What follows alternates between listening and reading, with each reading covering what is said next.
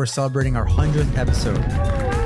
He said some crazy things to me. LA is the easiest place to date because the bar is so low. You shouldn't need a person, you should want a person. You guys are well beyond your years. All right, before we cry. Yeah, I'm like, please, can we move on? Because I'm the most emotional person ever. I think that, this is scary.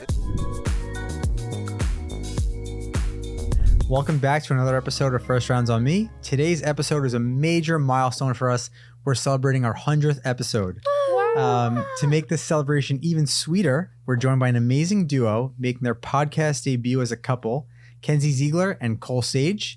Expect plenty of laughs, juicy stories, and insights into their relationship you won't hear anywhere else. Kenzie and Cole, welcome to the show. Thanks for having us. Thank you for Very excited taking about time this. out of your busy schedules to come and join us on the couch for Oh my an gosh. hour or so. All the way from Woodland Hills. Of course, of All the way course. from Woodland Hills. So one question I always love to ask, and I get right to it. How did you guys meet? I love a meet cute. Do you want to tell the story? I feel like you have a better Okay, perspective. okay. This was over Halloween. I got out of a 3-year relationship, literally very, very early on. And then I met him Halloween night. No. It Yes. was like a few days before. A few days before Halloween night, and we met at one of our mutual friends' houses. It was kind of like an after party situation, and I guess I just saw him and was like, I really want to talk to him, but I was really nervous too. He said some crazy things to me. Would you like, no, maybe you shouldn't reiterate, but he's just the way I think the reason I just loved him so much from the get-go was he was so, I guess, just himself, and he's so funny. I'm really gassing you up right now. As you should. Thank you. And he said hilarious comments, and we talked all night. We basically told each other like our whole life story. And yeah, we've been inseparable ever since. And that was the last Halloween? Yes. Wow, that's amazing. And you touched on so many things there. One of them in particular where you saw him live in person and you kind of got those butterflies. Mhm. And that's kind of what I missed about, before this whole age of social media where you saw somebody and you were like, I just want to go talk to them and see what they're about. Totally. I love that. And I've never done that. I've never done that before because most of the time with my relationships, I've met them online or I was just friends with them at that time. So it was just like, it was such a different experience just seeing him in person. And we've been to all the same things before. And we have so many mutual friends. And I was like, how have I never seen him before? Oh, really? Prior to it, like you'd been in the same room. Yeah. And, see, that reminds me of the invisible string theory, where like two people are meant to be together, and you kind of like you're almost like ships passing in the night, and then one night it all comes to a beautiful fruition. No, it's crazy how we I don't know. It was really nice not like going into it, and I didn't know who she was at first. And I mean, she obviously had no idea who I was either, which was like great because we went in just like no expectations whatsoever. It was just like two people who didn't know each other. And it was funny though.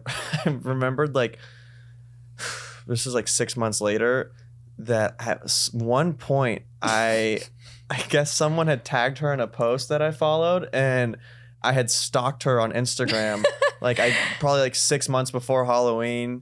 And then I saw at the time she had a boyfriend. So I was like, not worth it. And He told me that like months into our relationship too. I Like he completely was forgot scared that too. I happened. think he was scared. I think you were scared. too I about it. genuinely didn't remember. And then it just one day I was like, I did see you before I actually met you one time. That's Wait, that's hilarious. so funny because Joe and I had something very similar where he had like one of his friends, her and I were at the same party, and we You're on like a took a boat. picture. Or we were on a boat, Yeah. and she classic, and she took a picture with us, and then he replied to the story going, "Who's that?" Mhm. And it was me. And then we met 3 months later. Yeah, and then Hannah thought Oh, it was fishy wow. because we were dating for like a month.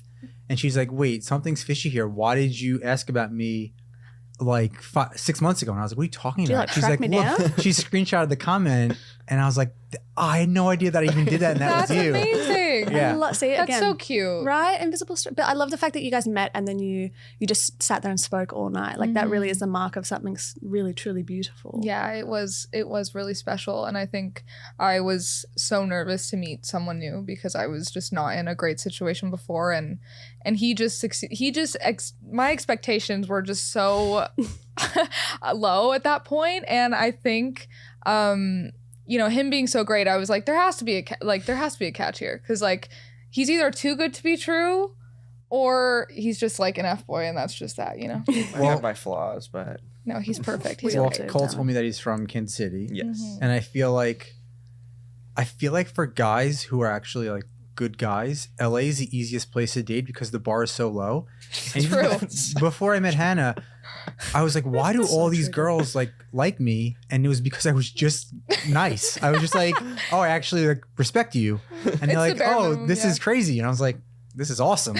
All you got to do is be a good guy. Yeah. Women in LA are wowed by the bare minimum of men just being nice. It's true though, but it's hard to, it really is hard to find here. So it's not even the bare minimum. It's just like, I feel like, especially you come from the Midwest, and Midwest men are raised very well. Yeah. So I got Midwestern values really is a lucky. thing. But yeah, I feel like LA, it's just so different, and the bar is definitely super low. So Devastatingly when low. I found him, I was like, whoa, this is like the craziest person I've ever found in my life. We're Which like, I'm snapping you lot up. of real Yeah. quick. Because you were going through a tough time when we met.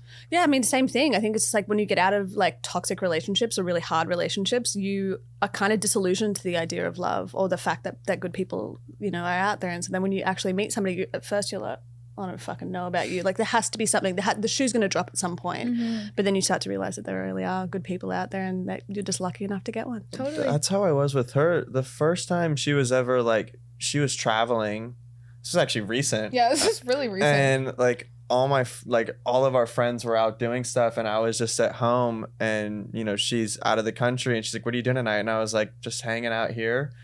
And then she was like, why don't you go out with your Everyone. friends? And I was like, I can do that? Like that's a thing? I'm Like, allowed? I was like, yes. I was like, oh, okay. Like cool. Well, kind of speaking of that, like you both have pretty like demanding careers, right? So when you are apart from each other, how do you kind of ensure the fact that you can connect and stay there with each other?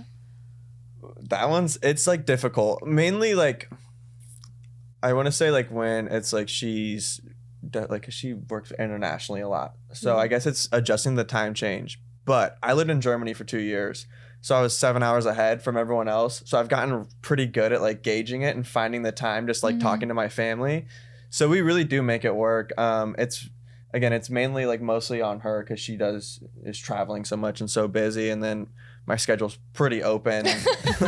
Like I'm my own boss right now. I'm an independent artist. Like I don't have anyone really to tend to except my own needs or whatever. But definitely I think it's just we've gotten, you know, used to finding a groove in terms of like just FaceTiming and calling when possible, and then having understanding that we're not always going to be able to talk 24/7, and that's normal. It is a normal thing, and I'm still getting used to that. I'm like, wait, we don't hang out and talk all the time. Like this is weird. But that's also a mark of how in love you guys are. Yeah. The fact that you want to be around each other Yeah. 24/7. It makes me Yes. miss her too. It makes her miss me, which is amazing. Yeah, Distance I makes think the heart grow fonder. I was just gonna say. Yeah, I was just gonna say, but yes, we do talk a lot, and you know, sometimes I get lucky enough to be able to bring him with me, or we get to travel together, which is super nice. And yeah, I feel like we never let the work or business get in the way, because I think that's just a toxic way to have that mindset in a relationship. I mean, we always just know that we love each other, and work never comes, you know, before one another, Or in between it, or in yeah. between. Yeah. Yeah. That's awesome. What was like one of the things that you learned as you were in a relationship? Maybe even to your example, Chloe, where you were like, oh, I can go out. Like, before the relationship, I didn't know I could do that. But like, as you got that trust and built the core of the relationship, what are some of the things that you were like, oh, this is what happens in a relationship? Oh my gosh. I mean, for me, everything. Every relationship I've been in has been super toxic. Obviously, there are goods and bads to a relationship, but most of the time I was not allowed to, which is crazy that I'm saying not allowed, but you were in the literal same boat. I wasn't allowed to have guy friends. I was not allowed to go out with my girlfriends. I guess I was like, I'm not allowed to leave the house. Like, it's honestly insane. And I had to turn down some jobs because I wasn't allowed to like kiss a boy on a screen or something. Like, that's the kind of relationship I was in. And before I got into the relationship with Cole, I was like, I'm not bringing any of my trust issues from that relationship into this one, because, you know, when you are with someone for so long, you kind of adapt to them and also start, you know, being scared of what they're doing and not wanting them to go out, because it's kind of a double standard at that point. 100%. And so, yeah, before we got into a relationship, I was like, I'm not bringing any of that into my relationship. I also made it very clear to him that I'm not doing that again.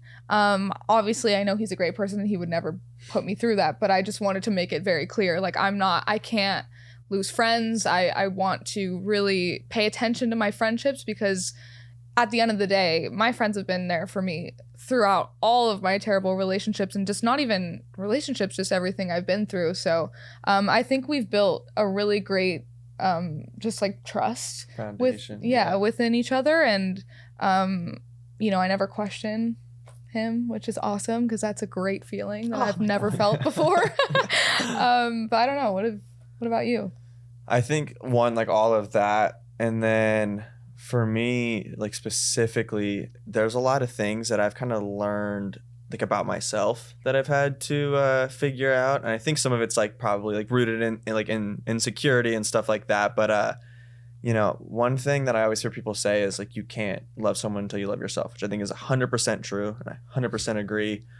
But I will say, like, there's people who like think that if you have any sort of insecurity or any of that, like, you can't be in a relationship. Like, you have to be 100% 100% comfortable with who you are completely. And like, my thing when I'm single is like, I don't like worry about a lot of the things that I do worry about now, because now I'm like, she just challenges me. Like, she's an amazing person who I want to keep, you know, in my life for as long as possible.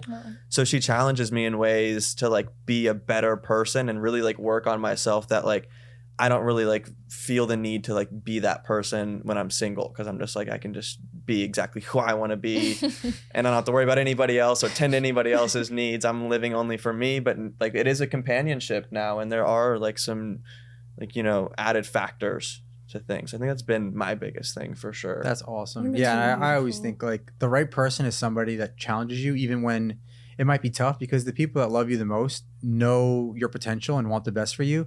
So even if some of those conversations are difficult, it's like they just want you to be the best version of yourself. Sure. And I think that's the right partner, because if those are the fights or the arguments you're in, those are the best, because it's like, I'm not arguing with anything you did. I'm arguing with like, I want the best for you, you want the best for me. Let's push each other. And when you push people in a positive way, In a healthy way. yeah, in a healthy Of way, course. it's always challenging. Of course. I love that. You guys are well beyond your years. Let me tell you that. 1000%. Like, even Cole, I'm telling you, like, I met Hannah when I was 30.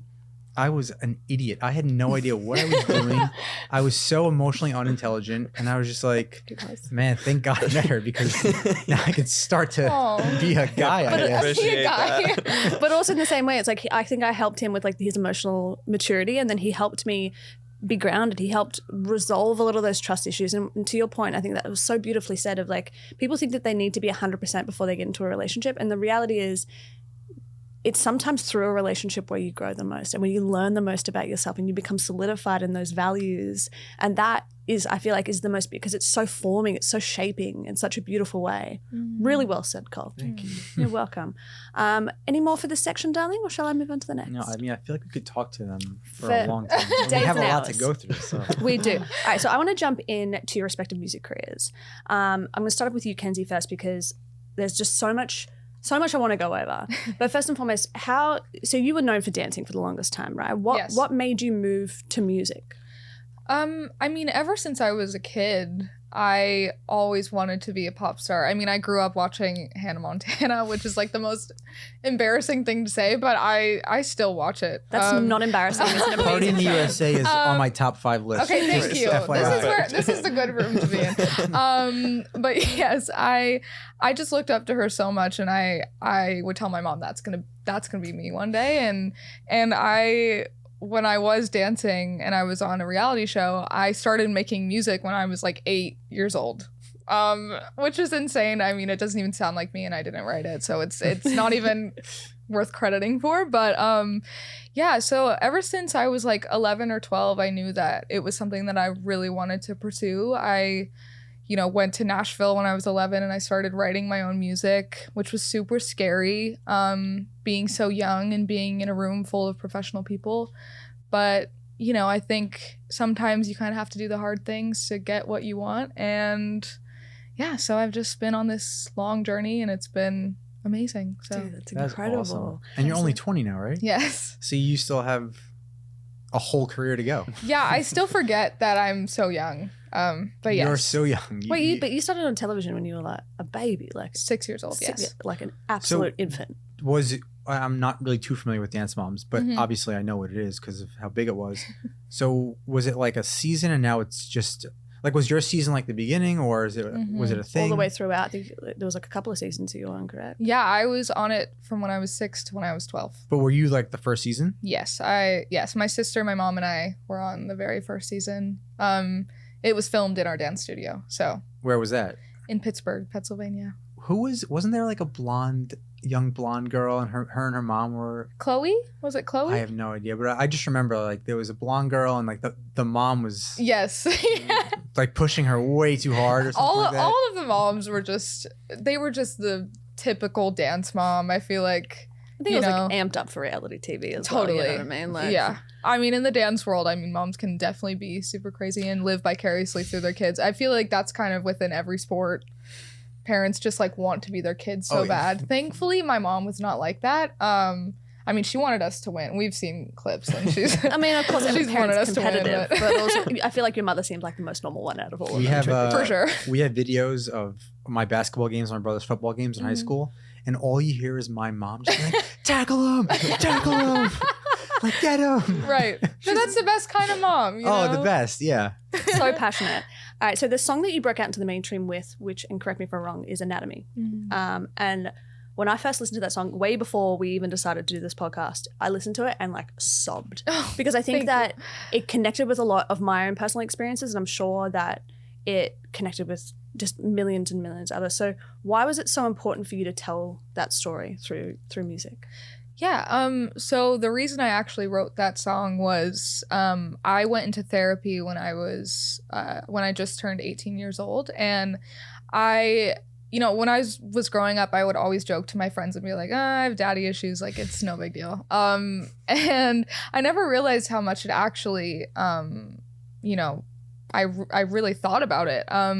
I guess it was a really hard time for me. I lost my dad, like my parents split up when I was 4. So it just really didn't seem like a big deal to me until I grew up. And my therapist wanted me to write a letter to my dad and basically just like burn it after, like not, send it to him or anything. And I was like, I don't really want to do that. Like I just don't journal. I'm not that type of person. And so I just wrote a song instead. It was like 2 a.m. with 2 of my close friends that I write with. And I remember it was a lot of sobbing. It was a lot, but it was honestly very therapeutic. Just like talking about those feelings with my friends, especially because sometimes in writing rooms, you have to tell your like whole life story to like random men. And it's just like, you don't care about my breakup that happened 2 years ago. But yeah, so we wrote the song. I sent it to my therapist and she was like, wow, this is great. And then I started playing it for people. And my friends were like, why don't you release this? Like, this would probably help a lot of people. I didn't for a really long time. It was really scary because also I've never had that conversation with my dad.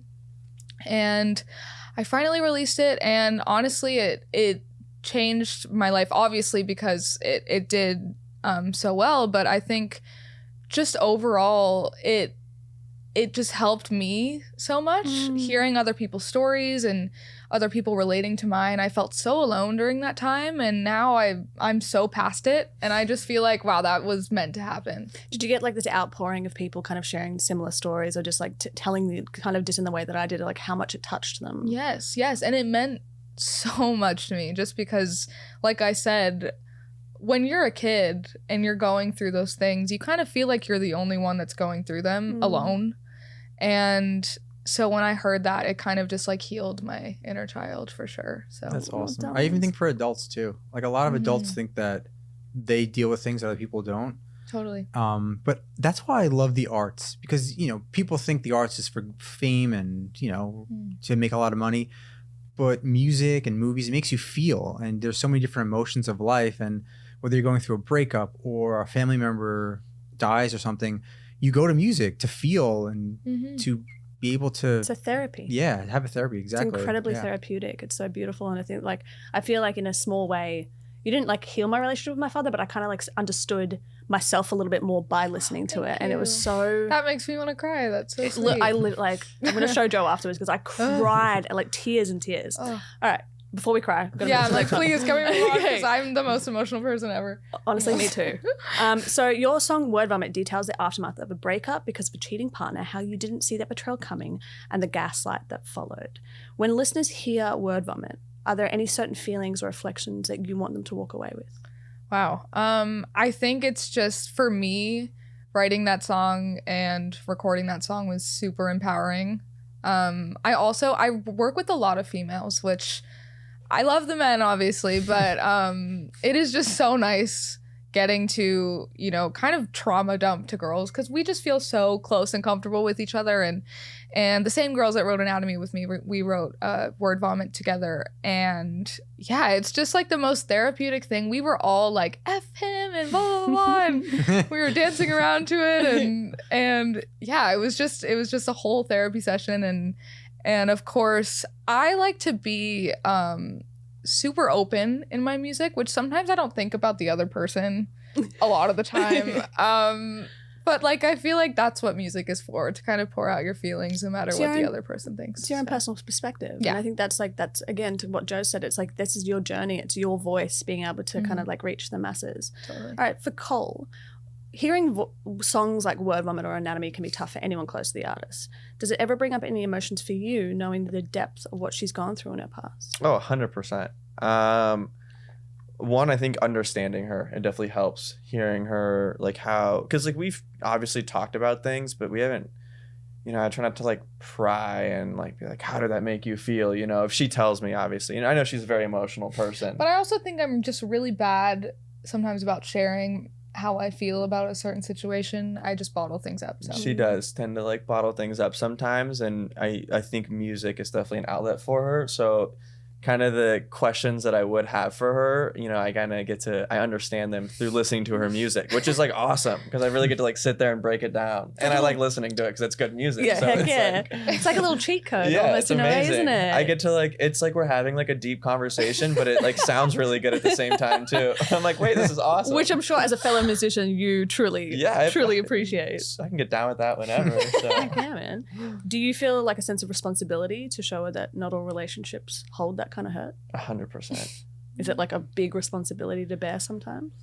Yeah, but I feel like, you know, one, I just like, you know, I want to be myself. So I don't want to be like, I'm going to be this person because like she, you know, needs this kind of person in her life. Like at the end of the day, I'm just going to be myself and hope that that's what she needs. And she gives me a lot of reassurance, you know, telling me that, you know, I'm not like other people, which is really great considering the people she's been involved with. But no, yeah, I do like definitely feel a responsibility, but I don't think it really changes how I act in any way. I think it just is a reminder, you know, to keep being me for sure. Heck yeah, because like you said, you get that reassurance from her, the fact that just you, the way that you are, is healing. Yeah. That's so beautiful.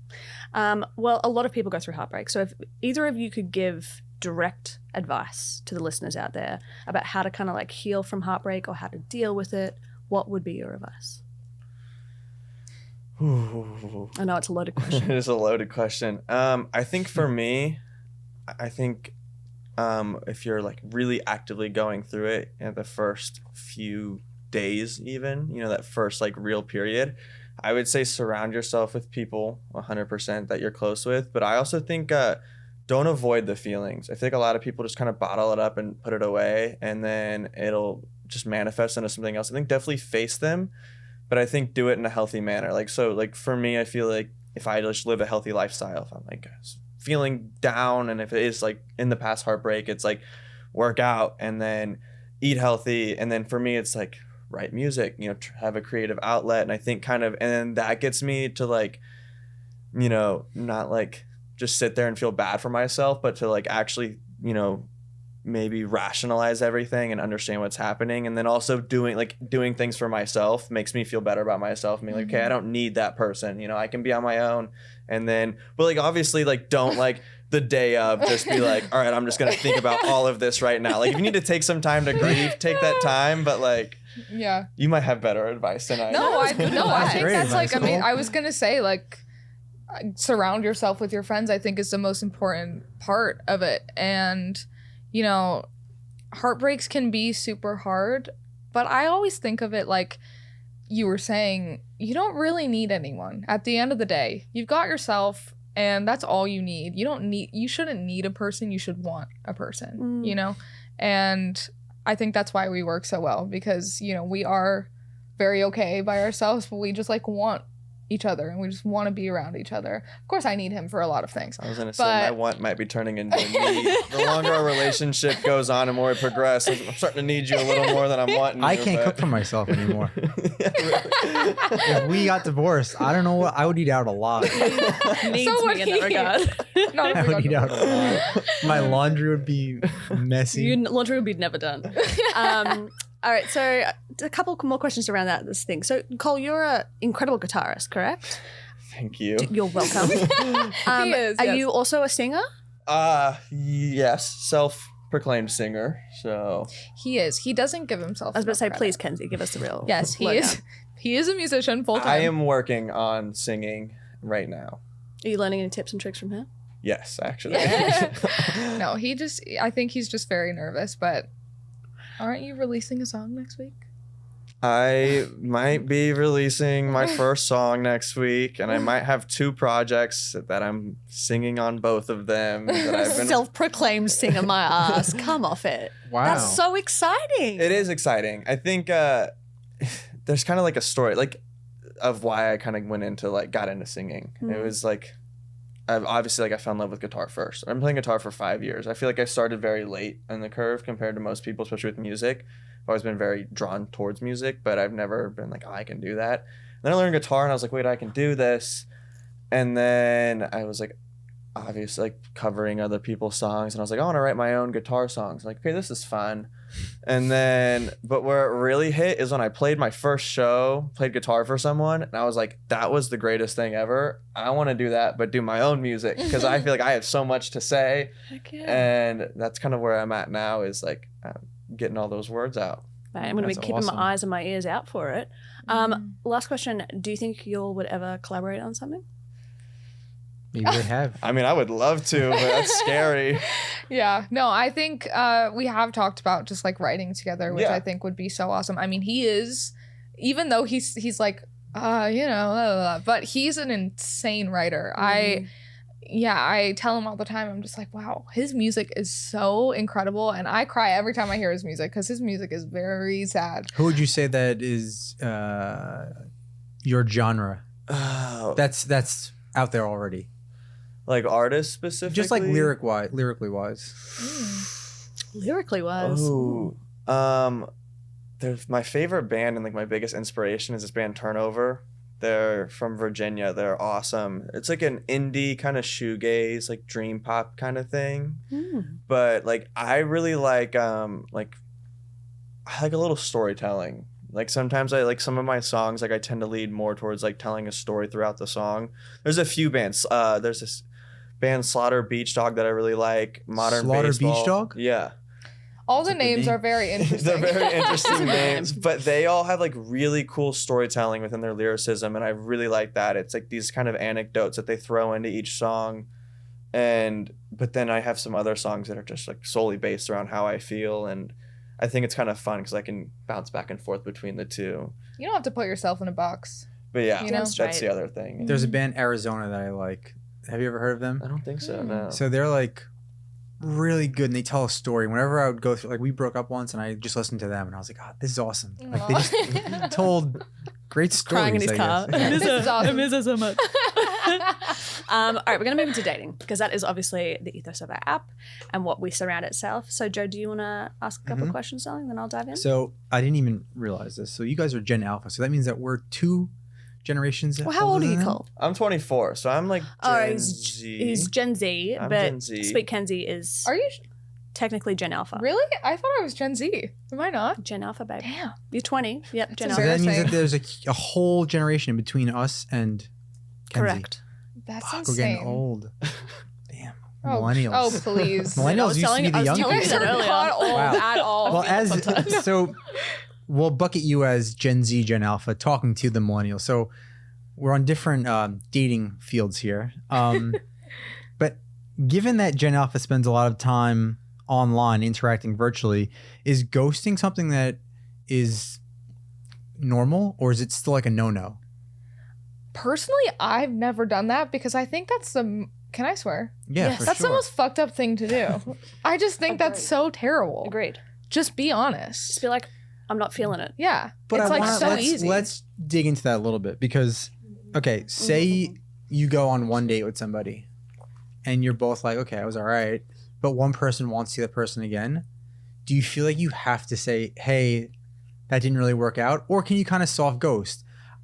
By soft ghost, I mean like somebody says, hey, and you just kind of don't respond. If they say like, hey, what's going on? Like you didn't answer, you I don't guess ignore for them. me, this is a question for him to answer because I like... You've been like Haven't- only long term. Yeah, I haven't really dated around. I've never dated around. Okay. Yeah. Thank God. Monogamous queen. That's Literally, I actually a can't. really good argument. Like if it's like one date, Yeah, like I think Have you done that? but it's not a bad thing. No. He's thinking. maybe. I mean, I feel like my issue, but this is more as of recent in the past like year and a half, is like I'm far too honest. So I will say what is on my mind in the moment.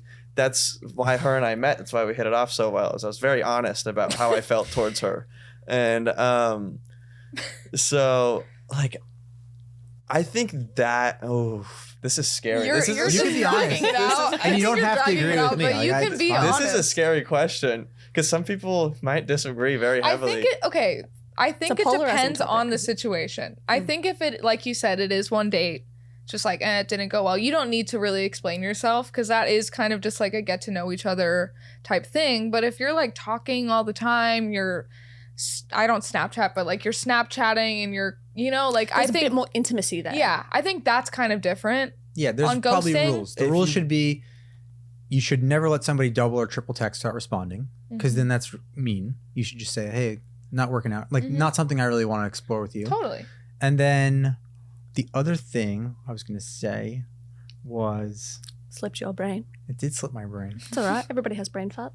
But yeah, you should, if it's one date, I feel like you could just be like, It's fun. As Yeah. long as you don't lead them on. I guess that's what I was trying to say. Yes. If you like go on a date and you have a great time and you guys hang out after and you're like, you're amazing, this is great. And then you wake up the next day and they text you and be like, hey, and then you don't respond. It's like, okay, like maybe that's a little messed up. But if it's just like a normal, like get to know you date and then nothing really seems like it's going to come out of it, just be like, I agree.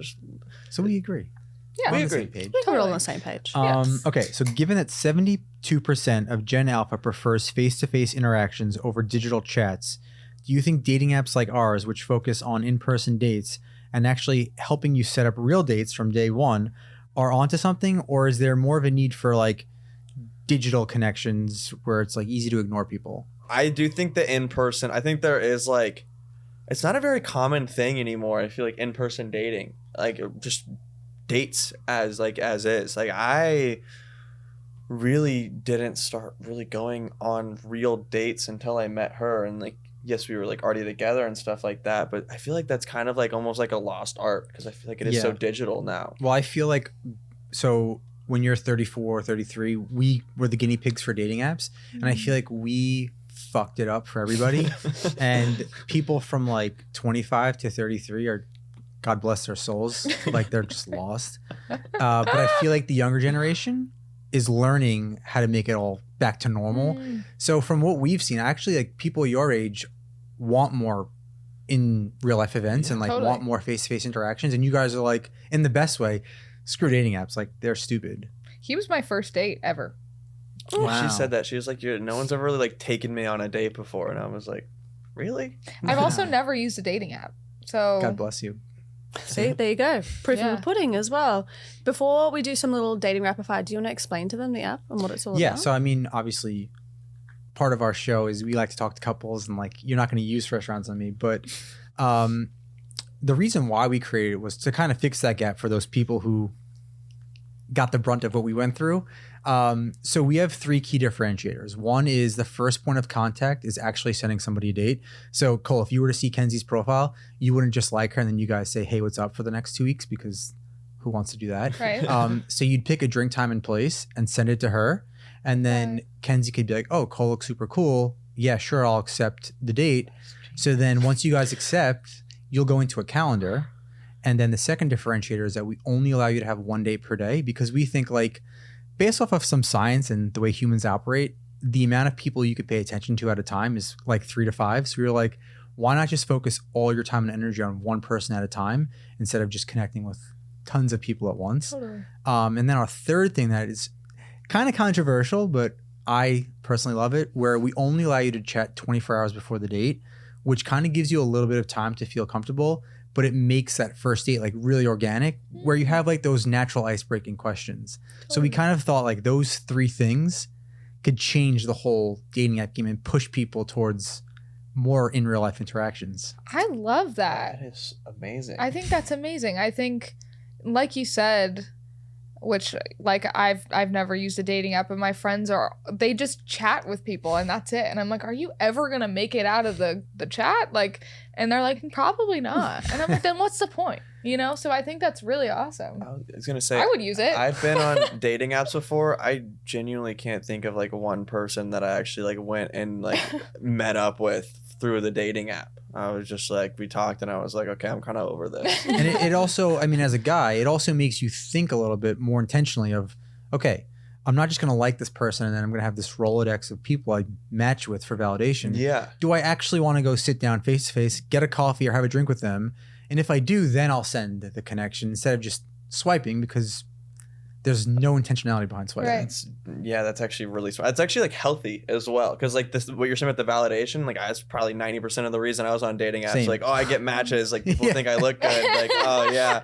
But no, that's actually like, which is probably way healthier for your brain as well. I love that 100%. We Nice. love that you love it. It brings us such joy when people have that reaction, especially when you're like, genius. Yeah. I know. You're a genius, darling. All right, for the last like minute or two, we're going to sneak in some like dating advice rapid fire. So it's like short, quick answers. Ready? Ooh. What qualities do you think make someone a catch in today's dating world? Honesty. Yeah. I'll Love that. agree with you on that. In your opinion, what's more important, looks, personality, or ambition? Personality. Personality and ambition. You can only have one, but fine. Okay, so we have a red flag board that we put up at each event where people come up and they like pin their red flag to the top of the board. Love that. What would you pin up there?